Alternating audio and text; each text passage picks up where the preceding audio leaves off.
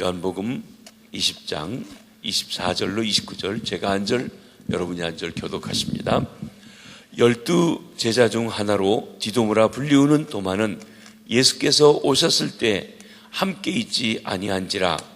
다른 제자들이 그에게 이르되 우리가 주를 보았노라 하니 도마가 이르되 내가 그의 손에 못자국을 보며 내 손가락을 그 못자국에 넣으며 내 손을 그 옆구리에 넣어보지 않고는 믿지 아니하겠노라 하니라.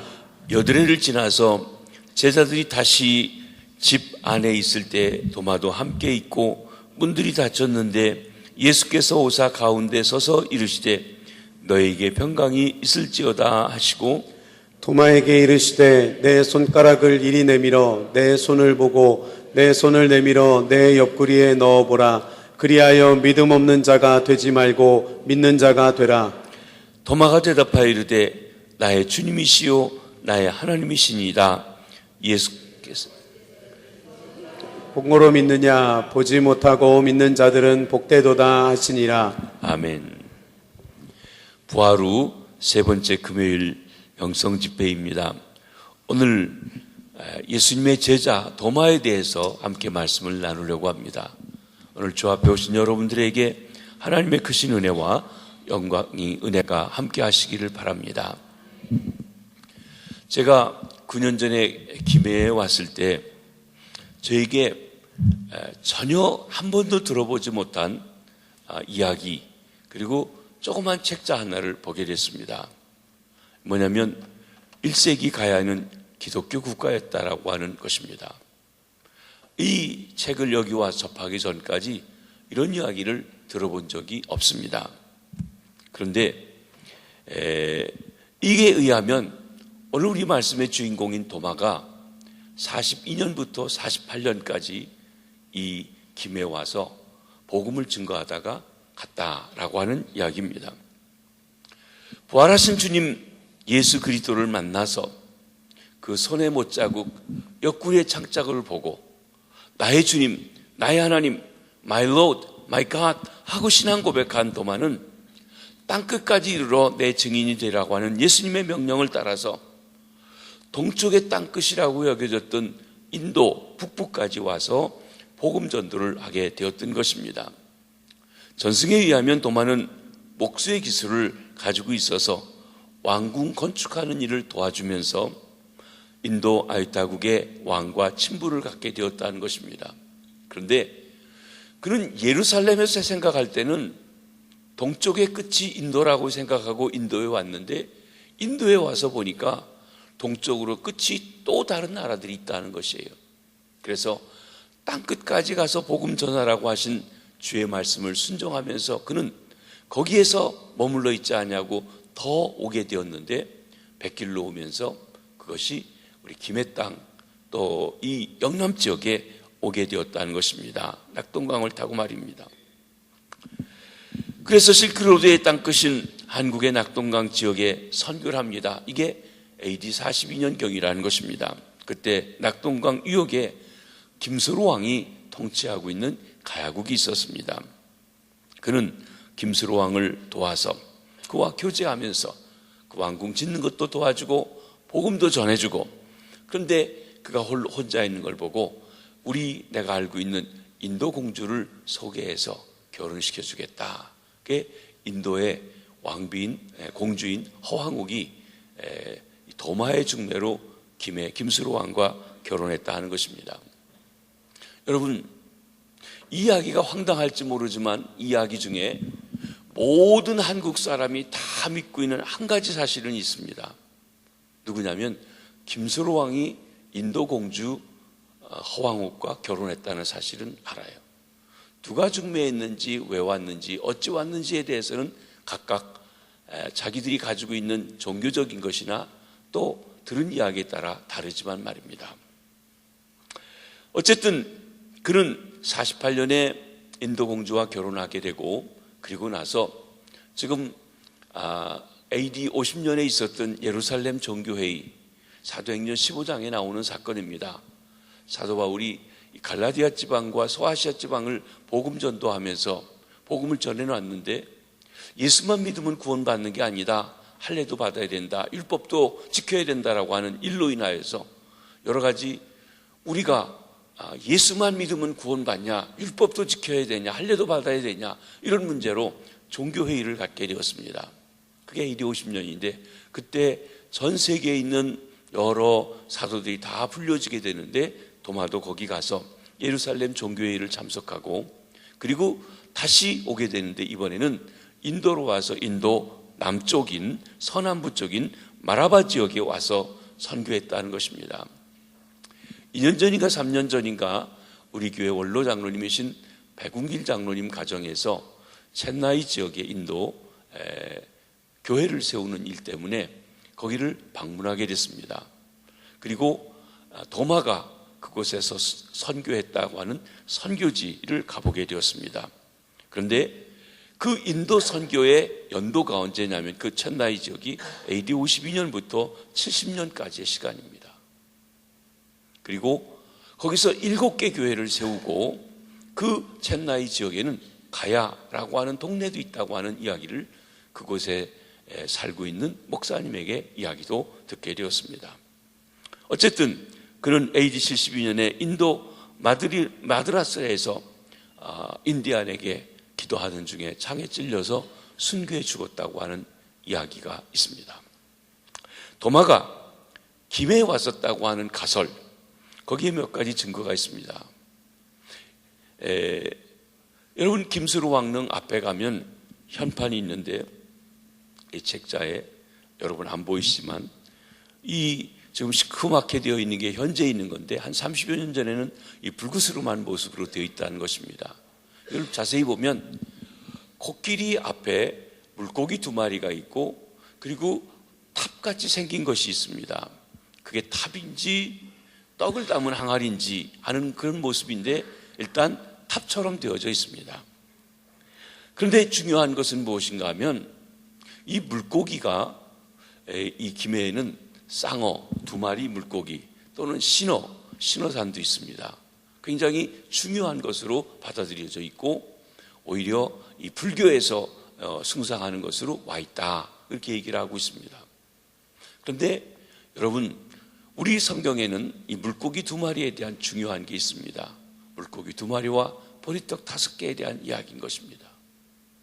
근데 갈릴리 바다 지역에서 물고기 2마리, 보리떡 5개로 5,000명을 먹였다고 하는 그 물고기, 우리가 보통 얘기하는 베드로 물고기와 여기 그려져 있는 이 김수로 왕릉 앞에 현판에 있는 물고기의 지느러미 모양, 물고기 모양이 너무나 흡사하다는 것이에요. 여러분 물고기를 그리라면 어떻게 그리겠습니까? 물고기 이렇게 가지고 쓱쓱쓱 뭐 그리겠죠. 지느러미 4개, 위에 하나, 밑에 하나. 그런데 이 지느러미가 위에 삐쭉삐쭉 2개, 밑에 삐쭉삐쭉 4개입니다. 그 모양이 같다는 거예요. 이를 관찰해보고 이건 우연한 것이 아니라 오히려 보리떡 5개, 물고기 2마리 사건이 인도를 거쳐서 김해까지 와서 그것이 불교계에서 인도에서도 불교에 받아들이면서 쌍어, 신어 하는 신비로운 어떤 불교적인 것으로 받아들여졌을 것이다 라고 하는 이야기인 것입니다. 어쨌든 그게 우리 교회 오병이어를 해서 주제로 해서 성전을 짓는 아주 중요한 주제가 됐습니다. 혹시 모르시는 분을 위해서 말씀드리면 우리 교회 주제는 오병이어입니다. 제가 5개 건축회사가 설계를 내려고 왔을 때 좋습니다. 우리 김해에는 1세기 가야는 기독교 국가였다라고 하는 이런 가설이 있습니다. 허황된 얘기 같지만 얘기가 있는데 상당히 그럴듯합니다.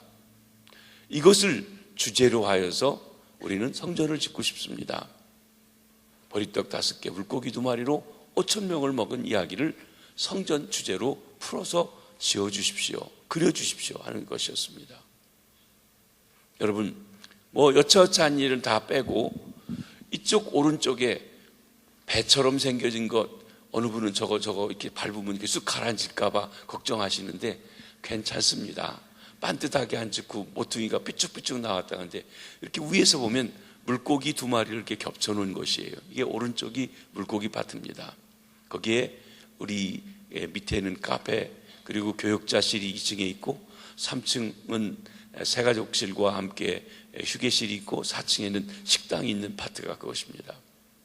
그리고 저 왼쪽에 둥구스로 막게 된 것, 원래는 부채꼴로 되어져 있는 것인데 지하 1층부터 지상 4층까지 5층으로 되어져 있는 떡 5덩어리 해당하는 부분입니다. 그런데 건축하시는 분이 그 앞에 이제 유리가 있고, 지금 유리 공사하는 작업을 아직 안 끝냈습니다만은 유리와 함께 이렇게 쭉 계단이 있습니다. 옛날에 우리 연석극에 천국으로 가는 계단, 천국의 계단인가 하는 거 있는데 천국 가는 계단이에요. 천국 가는, 왜 웃어요? 진짜예요. 천국 가는 계단이에요. 천국 가는 계단은 뭘로 갑니까? 십자가로 가요. 그래서 십자가 거기 붙어 있는 거예요. 상당히 의미가 있어요. 그렇죠? 그냥 막 지은 게 아니라는 것입니다. 여기서 우리는 보리떡 5개, 물고기 2마리로 어려운 사람들을 장정만 5,000명 먹였어요. 우리 교회가 장정만 5,000명 먹이길 원합니다. 그러면 장정만 5,000명, 애들, 노인들, 여자들까지 하면 한 10,000여 명 되는 것이에요. 하나님께서 그렇게 축복해 주시길 원합니다. 그런 꿈을 가지고 우리가 지어졌습니다. 어쨌든 그런데 이 도마가 김해 땅에, 그리고 이 영남 땅에 왔었다는 이야기의 또 하나의 것은, 언젠가 한번 이 이야기를 주제하는 분을 저희가 모시고 세미나 한번 할 겁니다. 영주 땅에 가면, 몇 년 전에 저도 직접 거길 가봤습니다. 돌 길가에 석상이 있는데 머리는 잘라져서 잘 보이지 않지만 어떤 사람이 짐승을 안고 있는데 그 짐승의 모양이 양이에요. 여러분이 아시는 것처럼 대한민국에는 양을 요즘에는 키우지만 원래 양이 대한민국의 짐승이 아닙니다. 그런데 그 석상에 이 양을 안고 있는 사람의 모습이 있습니다. 그리고 그 석상 발에 보면 샌들을 신었어요.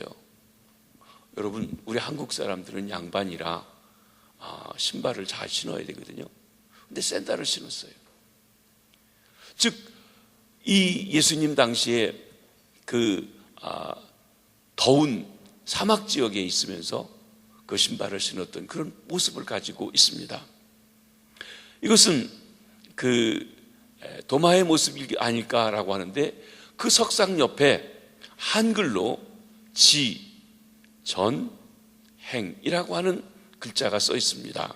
이것은 해석한다고 하면 땅 전부를 다닌 사람, 땅 끝까지 다닌 사람, 땅 끝까지 가서 전도하라고 하는 것을 실천해서 여기까지 왔던 사람이라고 하는 그 석상 옆에 글씨가 있다는 것입니다. 그뿐 아닙니다. 석상 우측 상단에는 4가지 상형 문자 같은 것이 있는데, 2자는 히브리 문자로 타우엠 하는 도마라고 불리워질 수 있는 문자가 써 있고, 2개는 그림으로 그려져 있는 문자가 있는데, 하나는 기도하는 그런 선이 그려져 있고 하나는 사람이 그려져 있습니다. 그래서 그렇게 얘기한다면 도마, 기도하는 사람이라고 그 석상에 대한 이름을 붙여진 것이라고 보여진다는 것입니다. 사도 도마의 석상은 당시 많은 사람들의 관심 속에 꼭 세워져야 할 필요한 곳에 있는 것에 세워졌다고 보여집니다. 지금은 약 2000년이 지난 지금은 그 길이 사람들이 찾기도 쉽지 않은 외진 곳에 있지만, 아마도 그 당시에 그곳은 육로로 해서 실크로드를 통해서 땅끝까지 오는 마주치는 곳이고, 바다에서 낙동강을 따라서 실크로드를 따라 오는 곳이 만나는 지역이라고 보여지는 것입니다. 그러니까 정말 땅끝, 그 당시 나름대로의 세워진 땅끝까지 왔던 사람, 도마에 대해서 이야기하고 있다는 것입니다. 이곳이야말로 사도행전 1장 8절의 말씀대로 땅끝까지 온 곳이며, 육로와 해로의 실크로드 끝과 끝이 만나는 지역에 바로 그 석상이 있다는 것입니다. 참고로 불교계에서 인도의 공주 허황이 불교를 전파하러 가야에 왔다 하는 설이 있습니다. 문재인 대통령이 되고 나서 가야사를 복원하라고 했고 수많은 돈을 김해시에서 주는데 김해시에서 그것을 그 동국대학교 불교학과고에서 가야 불교를 연구하라고 했는데 이건 말이 안 되는 거예요. 왜냐하면 한국 이미 역사에 한국의 불교가 제일 처음 들어온 게 AD 372년입니다. 신라는 소수리방 2년 때 왔다고 했어요. 고구려가 먼저 왔고 그 다음에 백제, 그 다음에 신라가 늦게 왔어요. 적어도 허황옥이 이곳에 와서 결혼한 것으로 따진다고 하면은요, 자그마치 거의 300년 후에 불교가 들어온 것입니다. 그러니까 허황옥이 불교를 가지고 왔다는 것은 말도 안 되는 것이고 역사를 모르는 것이고 불교계에서 왜곡하려는 것이고 그렇게 연구돼서는 안 된다는 것입니다. 여기 시의원님 계시는데 그건 나중에 돈 그렇게 쓰더라도 안 되는 것이에요. 역사적으로 말이 안 돼요. 그렇죠?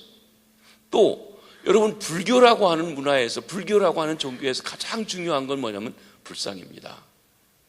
정말 어떻게 그렇게 저런 미소를 띤 불상을 만들었을까? 저렇게 자비롭게 생긴 사람의 모습을 표현했을까 싶을 그런 불상들을 많이 만들었습니다. 그래서 여러분, 대한민국의 모든 국립박물관에 불상들이 있는데 단 한 곳, 김해 국립박물관에는 불상이 없습니다. 그 얘기는 뭐냐면 불교가 들어온 것이 아니라는 것이에요. 허황옥이 불교를 가지고 온 것이 아니라는 것입니다. 그럼 뭐냐? 불교계에서는 자꾸 무슨 다보탑을 만들어 놓고 뭐 허황옥 앞에도 그러지만 그거 아니라는 거. 그럴 수가 없습니다. 왜냐하면 불교는 훨씬 후대에 들어온 300년이나 후대에 들어온 것이기 때문에 그렇습니다. 그러니까 김해에 불상도 없고 그렇다는 것이에요. 물론 기독교가 왜 들어왔는데 그렇게 퍼져나가지 못하고 그리고 사그러진 것이 되었는지는 모르지만 그러나 적어도 그런 흔적들을 우리 나름대로 보면서 이야기하고 할 수 있다는 것입니다. 어쨌든 저는 이 책을 보고 또 그 이야기를 듣고 가슴이 뛰면서 성전을 지을 때 건축회사에다가 보리떡 5개, 물고기 2마리로 5,000명을 먹이는 주제로 이 건축의 설계를 해 주십시오. 그림을 그려 주십시오. 그래서 되어져 있는 것입니다. 이 이야기를 우리 교회는 계속 할 것입니다. 그리고 그 이야기를 통해서 하나님의 역사가 우리 김해에 있는 사람들에게 하나님의 말씀에 보리떡 5개, 물고기를 2마리를 먹이고 영육간에 그들을 먹여서 장정만 5,000명, 남녀노소 10,000명 이상을 먹이는 교회로 김해의 복음화를 위해서 앞서가는 교회가 되기를 바랍니다.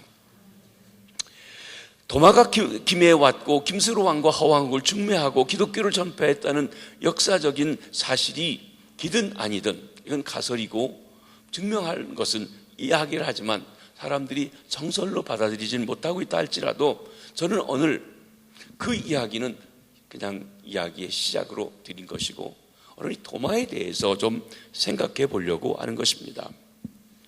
사람들은 젊은이 하면 나이로 이야기합니다. 30대, 20대, 젊다, 좋다. 젊은 사람의 특징이 뭘까요? 그런데요, 나이가 젊은 사람 중에서도 늙은이가 있어요. 우리가 소위 애늙은이라고 그러죠. 쟤는 애늙은이 같아. 애가 어떻게 그렇게 그냥 그러지? 이럽니다. 나이가 들었는데도 저분은 나이가 문제가 아니라 얼마나 젊고 그런지 모르겠다고 그럽니다. 여러분, 젊다고 하는 것은 나이의 문제만은 아닙니다. 외모의 문제만은 아닙니다. 더 중요한 것은 젊은이의 특성을 가진 것이 더 중요하다고 하는 것입니다. 요즘 나이는 분명 젊은이인데 생각이나 행동은 도저히 젊음이 없는 젊은이들이 있습니다. 저는 오늘 성경에 나오는 많은 사람 중에 영원한 젊은이의 기질을 소유한 한 젊은 사람을 소개하려고 합니다. 그 사람이 종종 의심 많은 도마라고 그렇게 공격을 받고 있는, 오해받고 있는 도마라고 하는 사람에 대한 이야기인 것입니다. 그는 예수님의 12제자 중에 한 사람으로 그 이름이 아람에이거로 예수님 당시에 사용했던 언어입니다. 히브리어와 같은 문자를 쓰지만 아람에이거로 쌍둥이, 트윈이라고 하는 뜻을 가지고 있습니다. 또 요한복음에 오늘 본문에도 보면 디두모라 하는 도마라고 했는데, 이 디두모라고 하는 말은 헬라 말로 쌍둥이, 트윈이라고 하는 말입니다. 이런 면에서 보면 아마 이 도마는 쌍둥이 중에 한 사람이 예수님의 제자가 되었고, 그게 하나의 별명처럼, 이름처럼 되어진 것이 아닌가 싶습니다. 그런데 요한복음에 보면 도마에 관한 기사가 다른 복음서에는 자세하게 나타나지 않은데, 그 사건들이 있어도 도마 이름이 강조되어 있지 않은데, 도마가 강조되어서 세 가지 중요한 사건이 있는데, 여기에 도마의 젊은이로서의 특징, 우리 모든 성도들이 배워야 할 그 기질, 특징이 있다고 하는 것입니다. 그 세 가지를 이 저녁에 함께 살펴보며 은혜를 나누고자 합니다. 첫째로 도마는 열정이 있습니다. 패션이 있습니다. 젊은이의 특징은 뭡니까?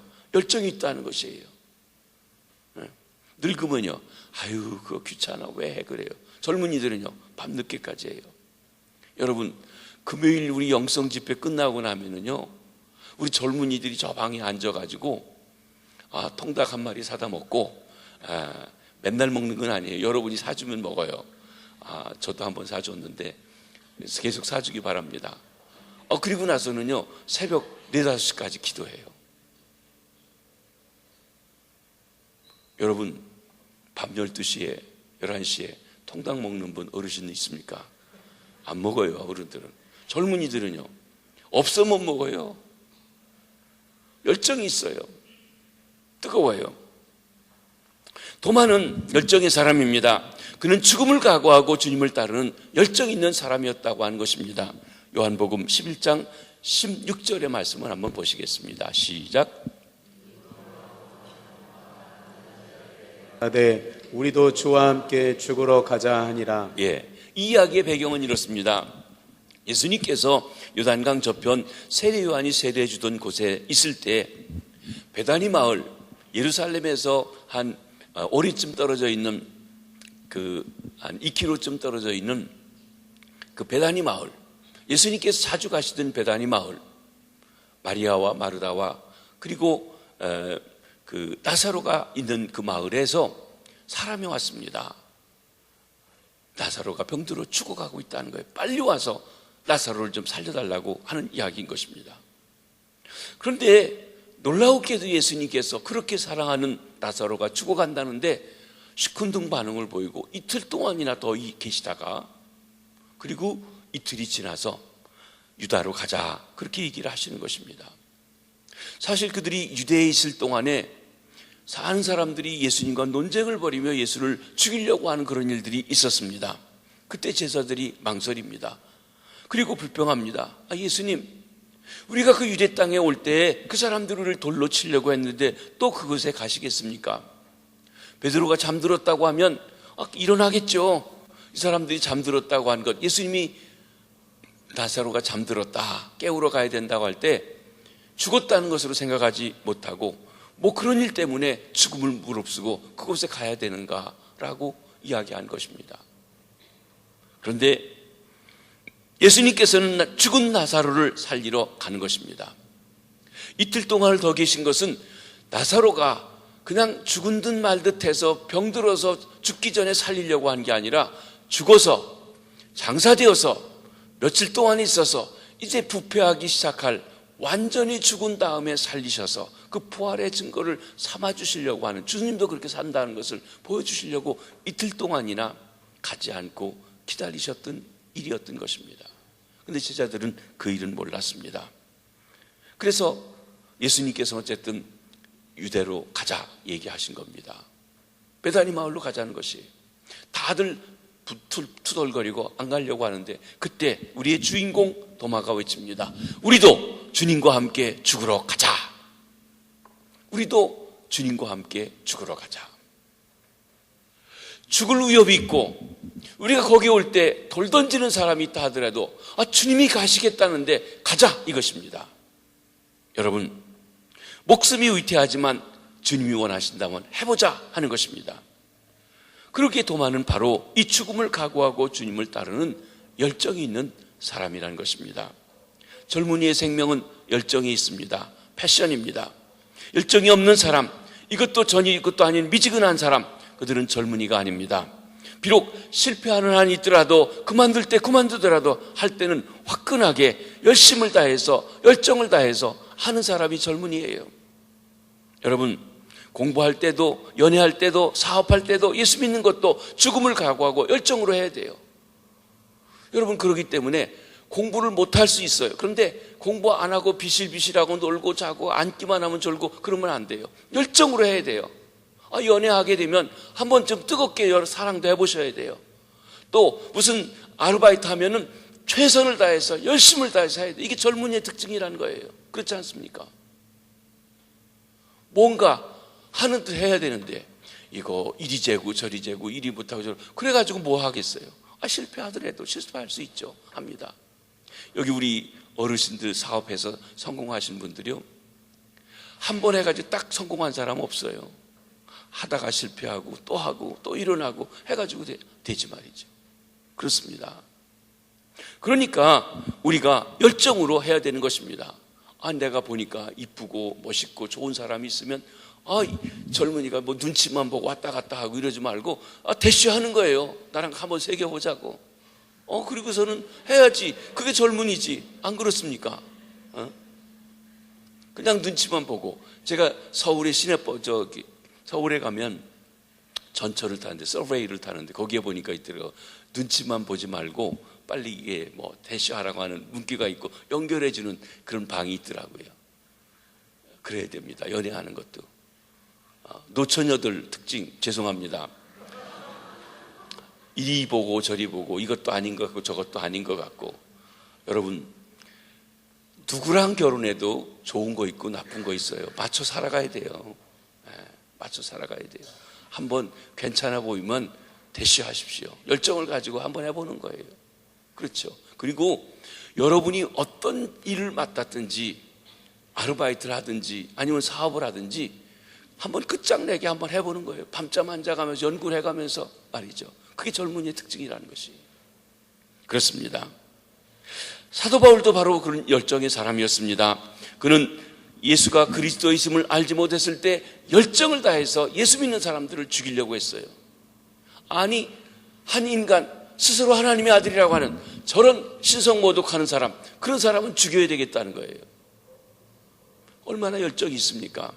내가 믿는 하나님을 모독하는 사람 잡아다가 옥에 가두더라도 내가 해야 되겠다는 거예요. 자기 나라에서만 아니라 남의 나라까지 가면서 그 사람들을 잡아오려고 하는 열정 있는 사람이에요. 그래서 하나님께서 그를 택해 주신 겁니다. 그리고 만나 주셨어요. 네가 나를 몰라서 그렇지 내가 진짜 하나님의 아들이란다 하고 부활하신 주님이 그를 만나 주셨습니다. 사울아 사울아 내가 어찌하여 나를 핍박하느냐. 밝은 빛과 함께 만났을 때 당신이 누굽니까? 나는 네가 핍박하는 예수다.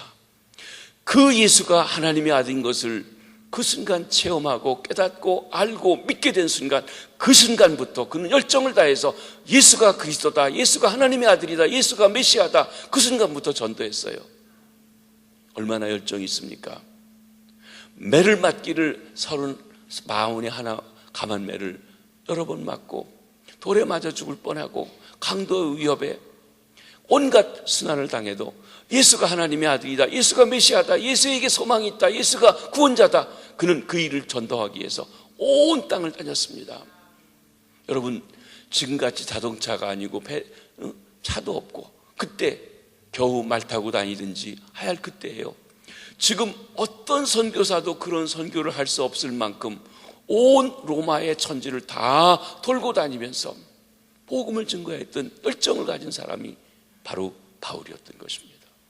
바울, 영원한 젊은이의 한 사람이기도 합니다. 어떤 면에서요?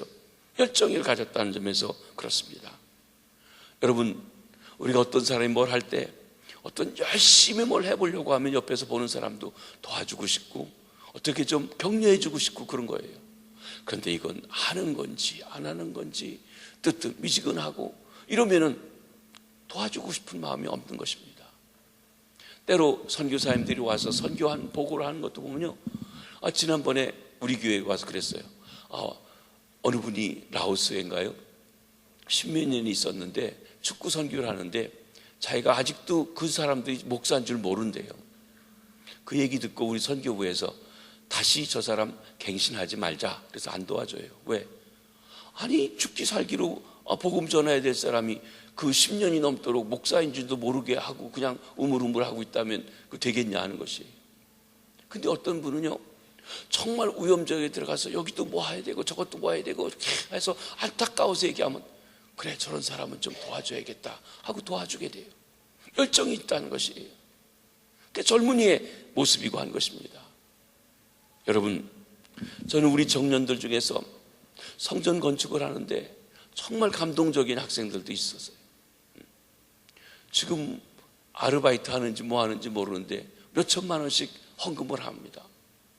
그 용돈 받아가지고 하겠다는 거 아닐 거예요. 어떻게 할지 걱정도 되지만 한 가지는 뭐냐면 됐다 이런 생각이 들어요.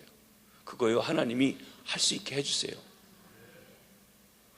내 모든 걸 드려서라도 드리는 거예요. 여러분, 예수님에게 향유를 부어드린, 옥합을 부어드린 그 마리아, 그게 혼숙감이에요. 자기 결혼 못해도 결혼할 때 가져갈 모든 걸 다 쏟아부어 드렸어요. 아마 1,000만 원, 2,000만 원 청년 중에서 그렇게 드린 학생들의 경우는 앞으로 먹고 살아가는데 옷 사 입는데 나 다 양보하고 그거 다 하나님께 드리겠다고 했을지도 몰라요. 하나님께서 그런 열정을 받아주실 줄 믿습니다.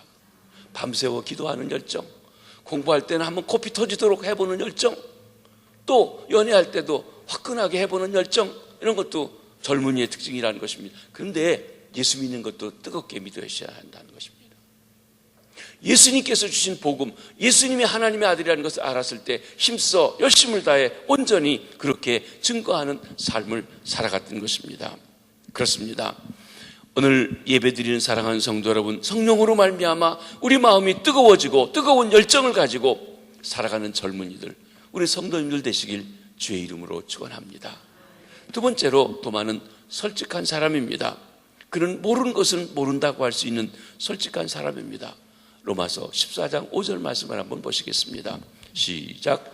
도마가 이르되 주여 주께서 어디로 가시는지 우리가 알지 못하거늘 그 길을 어찌 알겠사옵나이까. 요한복음 14장은 예수님께서 3년 동안의 사역을 다 마치고 마지막 다락방에서 제자들에게 대화하는, 담화하는 이야기입니다. 발을 씻겨주시고 나서 이야기를 하시는 것이에요. 너희는 마음에 근심하지 말라. 하나님을 믿으니 나를 믿으라고 하면서 내가 가서 있을 것을 예비하고 다시 와서 너희들을 있을 곳으로 데려가시겠다고 이야기하는 거예요. 그 이야기 한번 직접 우리가 한번 읽어보십니다. 요한복음 14장 1절로 4절입니다. 시작. 너희는 마음에 근심하지 말라. 하나님을 믿으니 또 나를 믿으라. 내 아버지 집에 거할 것이 많도다. 그렇지 않으면 너희에게 일렀으리라. 내가 너희를 위하여 거처를 예비하러 가노니 가서 너희를 위하여 거처를 예비하면 내가 다시 와서 너희를 내게로 영접하여 나 있는 곳에 너희도 있게 하리라. 내가 어디로 가든지 그 길을 너희가 아느니라. 여러분, 예수님이 떠나가시면서 예수님의 마음에는 내가 십자가에 달려 죽고 부활했다가 하늘나라로 가서 하늘나라의 아버지의 집에 있을 것을 예비하고 다시 와서 우리를 데려가겠다고 한 얘기예요. 지금 우리가 구원의 이야기를 이렇게 2000년이 되어서 다 알기 때문에 이건 무슨 얘기인지 아는데요. 이 당시에 이야기를 제자들이 들을 때 도대체 무슨 얘기를 하는지 제자들이 알아듣지를 못했어요. 그때 도마가 이렇게 얘기합니다. 주여, 주께서 어디로 가시는지 우리가 알지 못하거늘 그 길을 우리가 어찌 알겠습니까? 하는 것이에요. 사실 이때 제자들은 그 누구도 예수님이 떠나가시고 있을 곳을 예비하고 다시 오신다고 하는 이런 얘기를 알아들은 사람이 없어요. 그런데 못 알아들었는데도 내가 못 알아들은 것처럼 얘기하면 창피할까 봐 그런지 선뜻 얘기하는 사람이 없어요. 아는 척, 다 깨달은 척, 이해한 척 하고 있었다는 것입니다. 모르는 것을 모른다고 할 용기가 없었습니다. 그들은 아는 척했습니다. 이해하는 척했습니다. 하나 솔직하고 담백한 도마는 도대체 이해를 못하겠거든요. 그래서 손 들고 얘기합니다. 주님, 나 도대체 주님 무슨 얘기하는지 모르겠습니다. 무슨 얘기하시는 거예요? 여러분, 어떻게 보면 맹해 보이는지 모르지만 솔직한 사람이에요. 그게 주님의 역사를 바로 체험하고 알게 된 이야기라고 할 수 있는 것입니다. 그렇습니다. 힘써 가르쳐준 주님께서 죄송하지만 무슨 말을 하는지 이해할 수 없노라고 말하고 있습니다.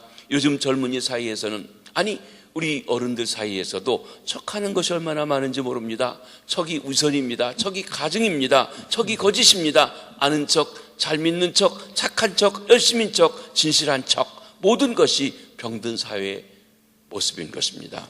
신선한 젊은이의 특징은 솔직한 거예요. 모르는 건 모르는 거예요. 아닌 건 아닌 거예요. 그런데 안 그런 척 했더래요. 그러는 거예요. 우리나라는 이 안 그런 척이 참 많아요. 또 갑순이와 갑돌이 얘기를 하면, 갑순이와 갑돌이가 한 마을에 살면서 서로를 좋아했으면 좋아한다고 얘기했으면 얼마나 좋아요. 안 그런 척 했더래요.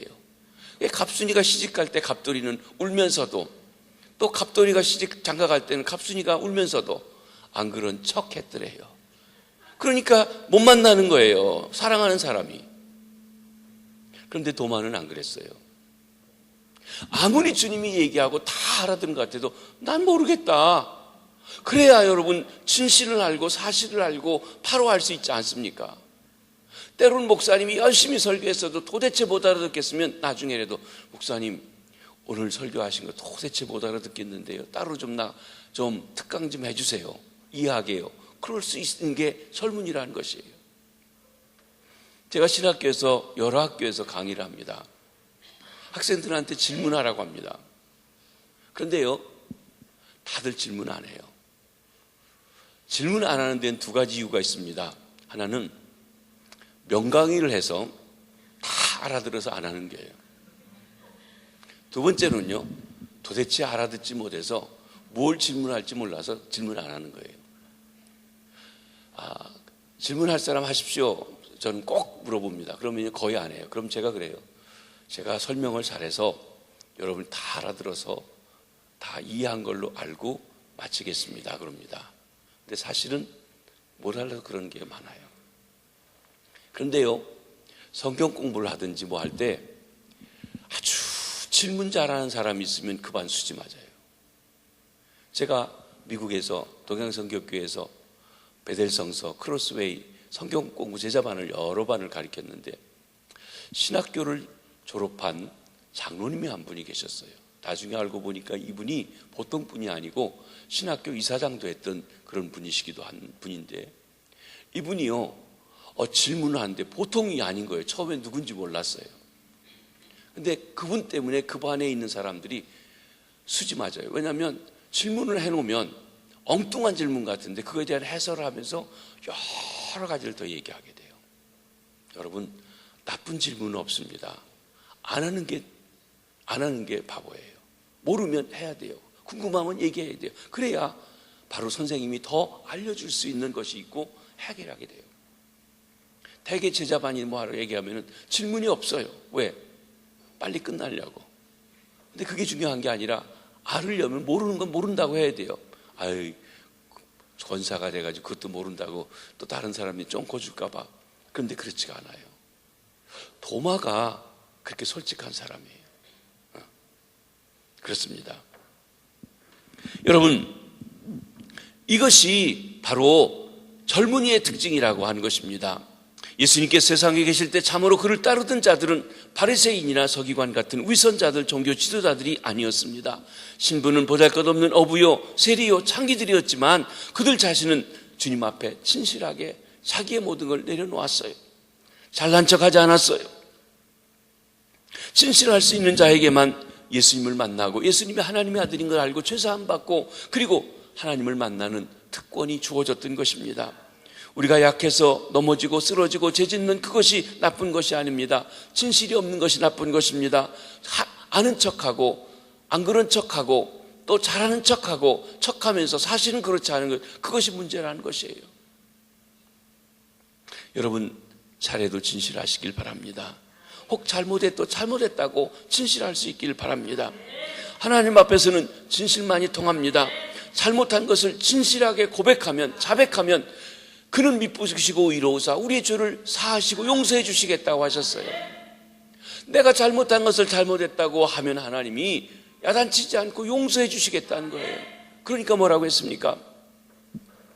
너희 죄가 주홍같이 붉고 너희 죄가 진홍같이 붉을지라도 내게 와서 고해라, 자백해라, 있는 대로 진실되게 얘기해라.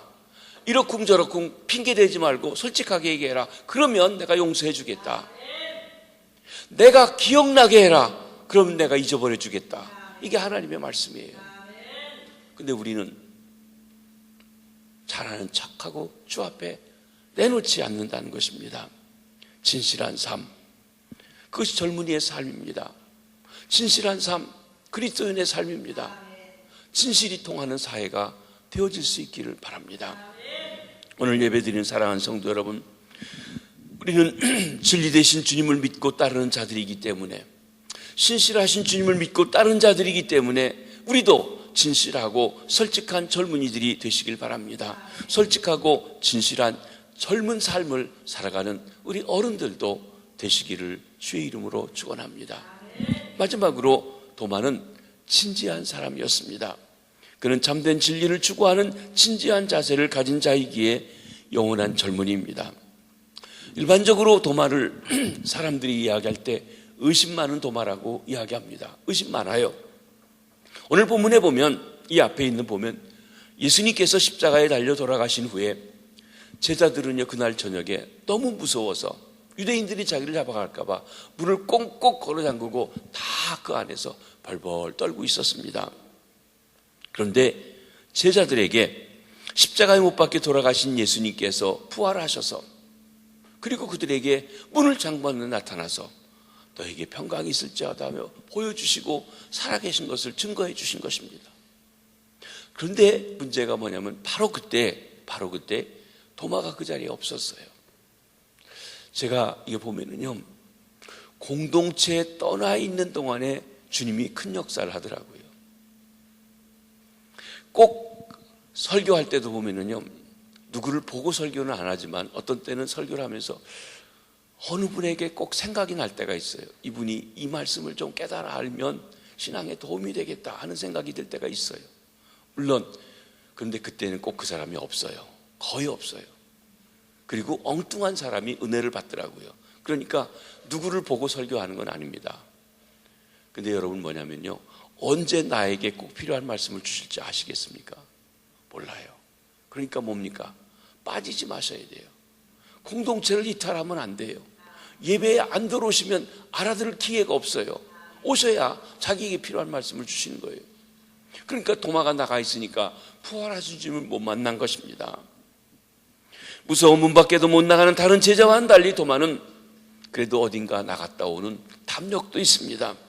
그때 다른 제자들이 돌아온 도마에게 우리가 부활하신 주님을 만났다라고 하면서 이야기하는 것입니다.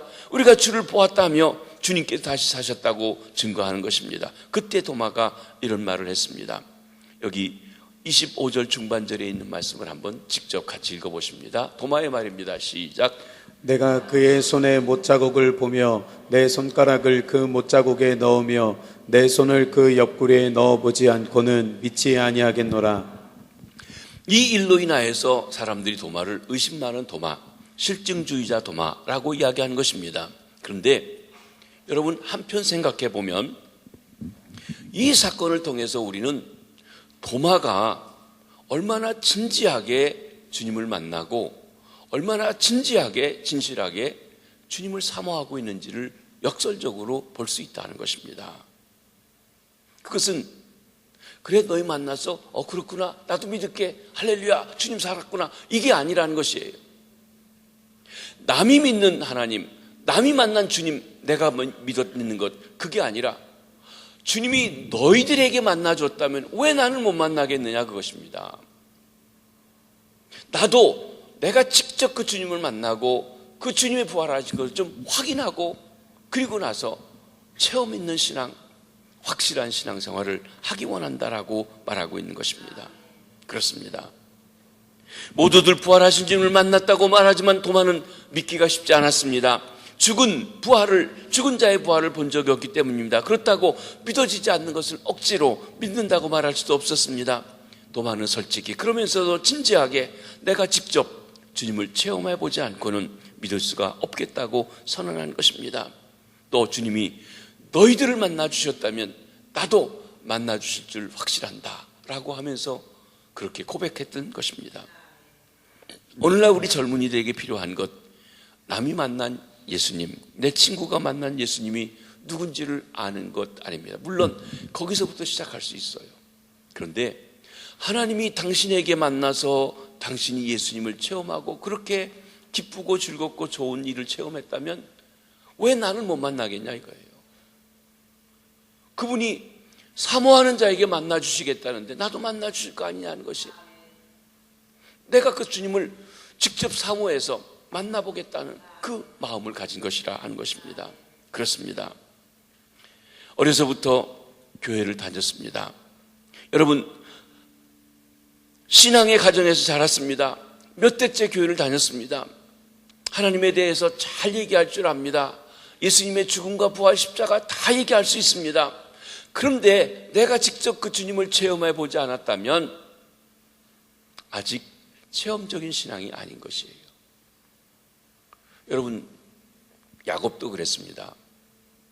야곱이 아버지를 속이고 형을 속이고 외삼촌 라반의 집으로 도망갈 때 밤이 되어서 루스라고 하는 곳에서 잠을 잘 때 그는 무서워 떨었습니다. 뒤에서 형이 쫓아올까 두려웠습니다.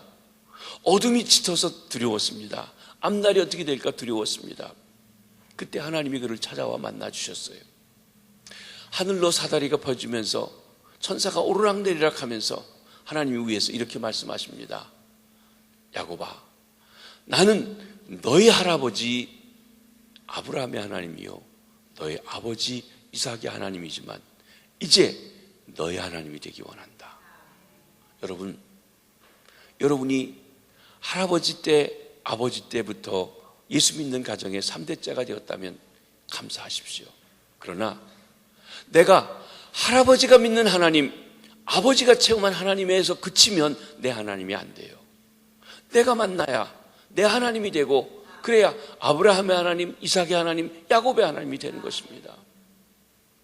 그때부터 야곱이 부모님이 믿는 하나님이 아니라 그 하나님이 나도 만나주시고 내가 믿는 하나님이 되고 그 하나님을 의지하고 그의 삶을 온전히 들여서 그의 후손들이 훗날 백성들 전체 통칭이 이스라엘 또는 야곱이라고 불리워지는 그 축복의 자리까지 나아가게 된 것입니다. 하나님이 살아계십니다. 여러분 한 사람 한 사람을 다 만나주실 수 있습니다. 사모하는 마음을 가지고 진지한 마음을 가지고 아무개가 주님을 만났다면 성령을 받았다면 나는 왜 안 되나? 내가 뭔가 나도 그 주님을 만나길 원한다. 주님이 나를 만나 주십시오. 내가 우리 어머니가 믿는 하나님이 아니라 우리 할아버지가 믿는 하나님이 아니라 내 하나님으로 주님을 알고 믿고 내 삶을 드리고 주님을 위해서 주가 나를 위해서 예비하신 꿈과 비전을 이루며 살아가길 원합니다. 내 하나님이 되어 주십시오. 그 열망이 여러분에게 있어지시기를 바랍니다. 도마는 부활하신 주님을 만나고 땅끝까지 이르러 내 증인이라고 하는 사명을 받았습니다. 땅끝. 그러면 동서남북에서 한쪽 방향으로 가는데 도마는 동쪽의 땅끝으로 갔어요. 그 당시 예루살렘에서 떠날 때 그는 인도가 땅끝이라고 생각하고 갔던 것입니다. 여러분, 도마가 인도에 가서 복음 전한 것은 역사적인 사실입니다. 그가 초기에는 북부 인도에서 복음을 전했다가 그리고 AD 52년에 이 인도의 남서부인 마라바 지역에 요즘에 첸나이라고 하는 지역에 여기 이복숙 권사님 오셨습니까? 이복숙 집사님 안 오셨어요? 이복숙 집사님 아들이 그 지역에 현대 자동차에서 일하고 있더라고요. 거기 그 지역입니다. 거기에 도마가 가서 AD 52년부터 70년까지 복음 증거하다가 순교자의 피를 흘리고 죽게 되었던 것입니다. 도마를 만나 주신 주님은 도마에게 새 생명을 주셨습니다. 인도까지 나가서. 그리고 우리의 가설대로 하면 그 인도보다 더 동쪽에 있는 땅끝에 있는 곳인 이 김해까지 와서, 가야쿠까지 와서, 실크로드의 끝자락인 경주까지 와서 복음 증거하고 그리고 간 것입니다. 그는 주님의 말씀을 철저하게 순종하며 나갔습니다. 왜 그럴 수 있었습니까? 부활하신 주님을 만났어요. 그렇게 자기가 얘기한 지 8일 만에 주님께서 도마도 있을 때 나타나셔서 도마야, 네 손을 내밀어 내 옆구리를 넣어보고 내 못자국을 만져보라. 믿음 없는 자가 되지 말고 믿는 자가 되라. 그리고서는 우리를 위해서 이렇게 말씀하셨어요. 내가 본고로 믿느냐, 보지 않고 믿는 자가 복되다고 하신 것입니다. 여러분, 보지 않고도 믿게 하기 위해서는 하나님의 말씀이 믿어지게 하시든지 성령으로 믿어지게 하셔야 믿어지는 거지, 믿어지지 않는데 믿는다고 말한다고 믿어지는 게 아니라는 것입니다. 그렇습니다. 사랑하는 성도 여러분, 오늘도 주님을 만나기 사모하고 진지하게 진리를 추구하는 자들의 마음문을 주님께서 두드리고 계십니다. 그리하여 부활하여 지금도 살아계신 역사하신 주님을 만나 뵙고 확실한 증거를 얻기까지 진리를 추구하는 진지한 신앙의 태도, 부끄러울 것이 없는 영원한 젊은이의 특성인 것입니다. 오늘 예배를 드리고 계신 사랑하는 성도 여러분, 체험적인 신앙을 갖고 확실한 가운데 믿음 생활할 수 있기를 바랍니다. 진리를 추구하는 진지한 신앙생활을 갖기를 원합니다. 특별히